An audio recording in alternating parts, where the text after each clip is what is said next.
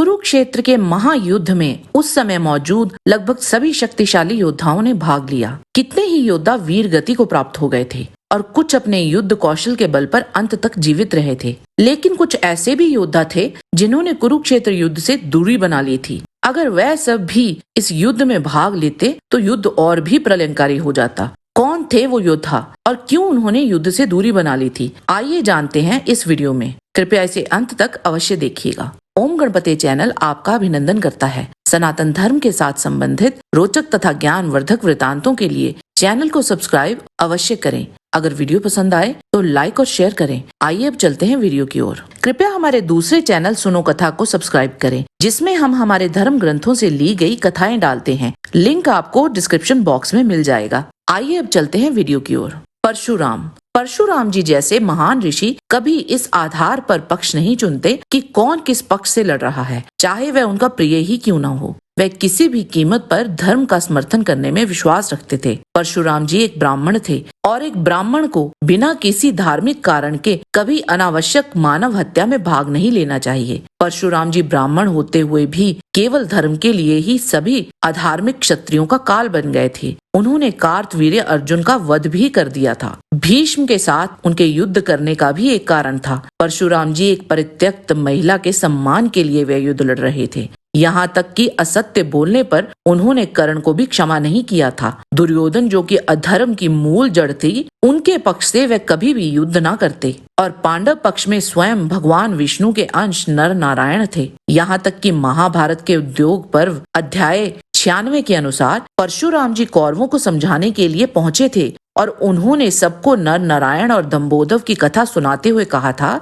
यह श्री हरि कृष्ण और अर्जुन उन्हीं नर नारायण का ही स्वरूप हैं। संपूर्ण लोकों का निर्माण करने वाले नारायण जिनके बंधु हैं, वे नर स्वरूप अर्जुन युद्ध में दुस्सह हैं। युद्ध में जिनकी समानता कोई नहीं कर सकता, उन्हें जीतने का साहस तीनों लोकों में कौन कर सकता है। इसीलिए अगर मुझ पर तनिक भी संदेह नहीं है तो मेरे कहने से श्रेष्ठ बुद्धि का आश्रय लेकर पांडवों के साथ संधि कर लो। ऐसा कहकर वे वहां से प्रस्थान कर गए।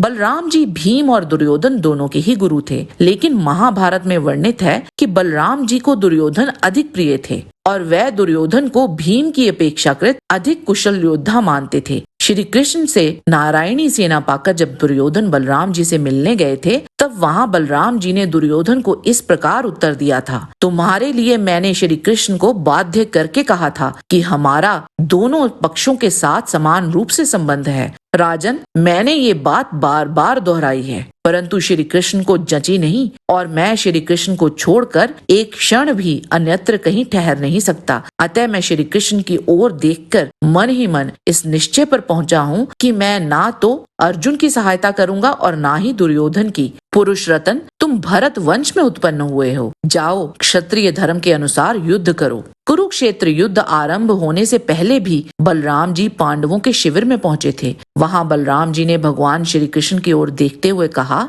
जान पड़ता है ये महाभयंकर और दारुण नरसंहार होगा ही। इस युद्ध से पार हुए आप सब सुहृदों को मैं अक्षत शरीर से युक्त और निरोग देखूंगा। मेरा निश्चित विश्वास है कि इस युद्ध में पांडवों की अवश्य विजय होगी। श्री कृष्ण का भी ऐसा ही दृढ़ संकल्प है। मैं तो श्री कृष्ण के बिना इस संपूर्ण जगत की ओर आंख उठाकर देख भी नहीं सकता। अतः ये केशव जो कुछ करना चाहते हैं, मैं उसी का अनुसरण करता हूँ। भीमसेन और दुर्योधन ये दोनों ही वीर मेरे शिष्य एवं गदा युद्ध में कुशल हैं। अतः मैं इन दोनों पर एक सा स्नेह रखता हूँ। इसीलिए मैं सरस्वती नदी के तटवर्ती तीर्थों का सेवन करने के लिए जाऊंगा, क्योंकि मैं नष्ट होते हुए कुरुवंशियों को उस अवस्था में देखकर उनकी उपेक्षा नहीं कर सकूंगा। ऐसा कहकर महाबाहु बलराम जी पांडवों से विदा ले मधुसूदन श्री कृष्ण को संतुष्ट करके तीर्थ यात्रा के लिए चले गए। प्रद्युम्न, महाभारत में प्रद्युम्न के कुरुक्षेत्र युद्ध में भाग न लेने का कारण कहीं भी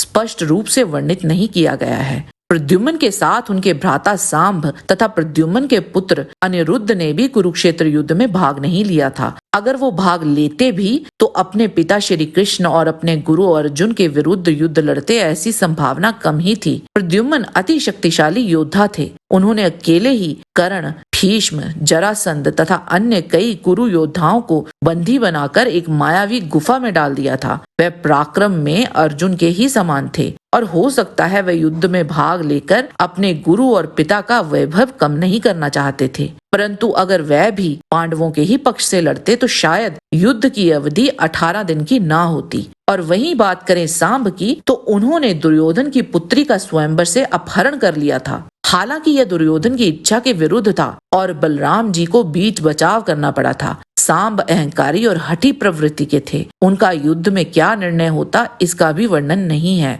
परंतु वह भी कुरुक्षेत्र युद्ध से दूर ही रहे थे। बब्रुवाहन। अर्जुन ने अपने वनवास के दिनों में विभिन्न प्रदेशों का भ्रमण किया था। उसी दौरान एक समय वह मणिपुर राज्य में पहुंचे थे। वहां वह चित्रांगदा से मिले थे। जब अर्जुन मणिपुर के राजा चित्रवाहन से उनकी बेटी का हाथ मांगने गए थे तो चित्रवाहन ने एक शर्त रख दी थी और अर्जुन और चित्रवाहन में ये समझौता हुआ था कि अर्जुन और चित्रांगदा की जो भी संतान होगी वह मणिपुर राज्य की ही सेवा करेगी। इसीलिए बब्रुवाहन कुरुक्षेत्र युद्ध में नहीं आए थे, क्योंकि उन पर मणिपुर राज्य की देखभाल की जिम्मेदारी थी। अर्जुन भी कुरुक्षेत्र युद्ध से पहले मणिपुर नहीं गए थे और ना ही उन्होंने बब्रुवाहन को युद्ध में भाग लेने के लिए आमंत्रित ही किया था। इस तरह अर्जुन ने चित्रवाहन को दिए अपने वचन को निभाया था। ज्ञात रहे ये वही बब्रुवाहन थे जिनके साथ युद्ध करते हुए अर्जुन की मृत्यु हो गई थी और फिर उल्लूपी ने उन्हें पुनः जीवित कर दिया था। इस युद्ध के पीछे का कारण अर्जुन पर वसुओं का श्राप था,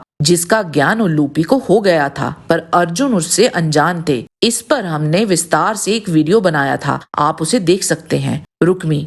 विदर्भ के राजा भीष्मक के पुत्र रुक्मी बेशक एक अच्छे योद्धा थे, पर वह पांडवों और कौरवों के स्तर के बिल्कुल भी नहीं थे। जब पांडवों और कौरवों में युद्ध होना निश्चित हो गया था, तब रुक्मी भी एक अक्षौणी सेना लेकर कुरुक्षेत्र पहुंचे थे और सर्वप्रथम वह पांडवों के खेमे में पहुंचे और वहां उन्होंने अर्जुन से कहा, पांडुनंदन, यदि तुम डरे हुए हो तो मैं युद्ध में तुम्हारी सहायता के लिए आ पहुंचा हूँ। मैं इस महायुद्ध में तुम्हारी वह सहायता करूंगा जो तुम्हारे शत्रुओं के लिए असह्य हो उठेगी। मेरे हिस्से में द्रोणाचार्य, कृपाचार्य तथा वीरवर भीष्म एवं कर्ण ही क्यों न हो, किसी को भी जीवित नहीं छोड़ूंगा। अर्जुन बोले, महाबाहो, मैं डरा हुआ नहीं हूँ तथा मुझे सहायक की भी आवश्यकता नहीं है। आप अपनी इच्छा के अनुसार जैसा उचित समझे अन्यत्र चले जाइए या यहीं रहिए। अर्जुन का ये वचन सुनकर रुक्मी अपनी विशाल सेना को लौटाकर उसी प्रकार दुर्योधन के पास गया। दुर्योधन से मिलकर रुक्मी ने उससे भी वैसी ही बातें कही।